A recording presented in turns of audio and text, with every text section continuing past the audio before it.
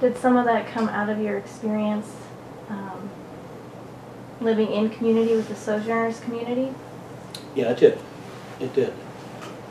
Certainly the communities that I was a part of with my wife, Church of the Savior, and then Sojourners, and then Community Covenant Church in Missoula, Montana.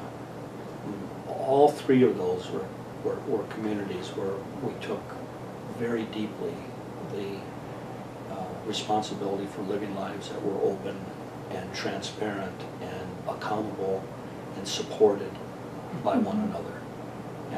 And that for us, church simply meant a deep life of community with others living in those ways. Mm-hmm.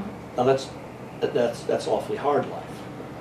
I mean, this isn't, you know, this isn't an easy way to be the church.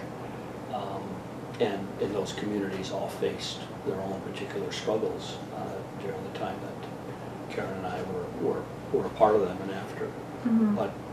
But I don't think there's another way to really be the church other than to find yourself in a set of relationships where you are open and accountable and vulnerable to one another, and discerning within that context what the love of God is, and discerning where you're called and where you are directed. Mm-hmm. And I think that can be a difficult thing for people to find now in this age of transition. Mm-hmm. You know, but I do think it's a strong yearning that people have. Mm-hmm. And you do mention in the book about how people can learn from the experience people had years ago trying to seek the same community. Yeah, I think there was a time when these experiments in different forms of community were really blossoming, and then they kind of shut down.